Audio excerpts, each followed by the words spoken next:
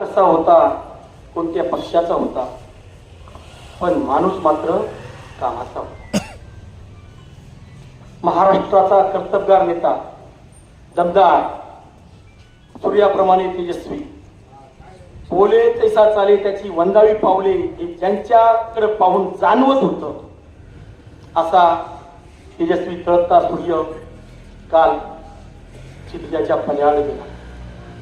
तो परतून येणार नाही याची जाण तुम्हाला आम्हाला आहे. आज सर्वपक्षीय मेळावा होत असताना एक शासकीय कर्मचारी गुरुजी म्हणून सुद्धा या ठिकाणी स्थानिक गुरुजी कथामालेचा अध्यक्ष ज्ञानलक्ष्मी प्रतिष्ठानचा संस्थापक म्हणून तुमच्यासमोर व्यक्त होत आहे. महाराष्ट्र राज्याचे कर्तृत्ववान उपमुख्यमंत्री माननीय नामदार श्री अजितदादा आशाताई अनंतराव पवार या भूमीला पडलेले एक महान स्वप्न काल काळाच्या पडद्याआड गेलं.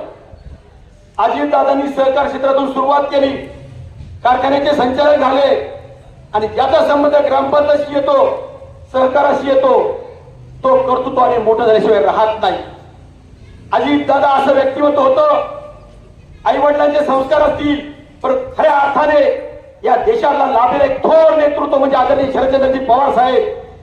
जोपर्यंत माझ्या राज्यातील शेतकरी आणि शेतीचा विकास होणार नाही, बळीराजाला समाधान लाभणार नाही, तोपर्यंत खऱ्या अर्थाने देशाचा विकास होणार नाही. ही शिकवण देणारे पवार साहेबांच्या मुशीतून तयार झालेलं अष्टपैलू नेतृत्व म्हणजेच अजितदादा अनंतराव पवार. पहिल्यांदा लोकसभेवर गेले, नंतर आमदारकीला आले. जे आमदारकीला आले तर शेवटपर्यंत आमदार म्हणून राहिले. महाराष्ट्राचे उपमुख्यमंत्री म्हणून या ठिकाणी ज्या भूमीतून कार्याला सुरुवात केली, सातत्याने वेळेचं बंधन पाळणारा हा नेता, तुमचा आमचा सर्वांकरता नेता नव्हे, कार्यकर्ता अजितदादा सर्वांकरता. आदरणीय सर्वांना सांगायला अभिमान वाटेल, 2004 साली लौकिक गावला डॉक्टर APJ अब्दुल कलामांच्या हस्ते जेव्हा निर्मळ कमचा पुरस्कार दिला गेला, त्यावेळी पहिल्या रांगेत काही मान्यवर मंडळी होती. अजितदादा पवार, बाळासाहेब विखे, रिकामी खुर्ची दिसलो, माझा आघावपणा, मी जाऊन बसलो.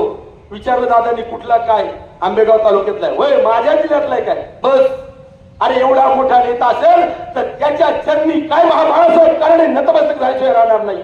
अजितदादांच्या हस्ते 2 वेळा गौरव संबंध आला. जिल्हा परिषद आदर्श प्रथम शाळा प्रोजेक्ट तुम्हाला ज्ञात आहे, अध्यक्षशाही पुरस्कार भेटला, दादांच्या हस्ते गौरव गेलं. एक लढशाही 2023 साली अध्यक्षशाही पुरस्कार भेटला, अजितदादांच्या हस्ते त्या ठिकाणी गौरवलं गेलं.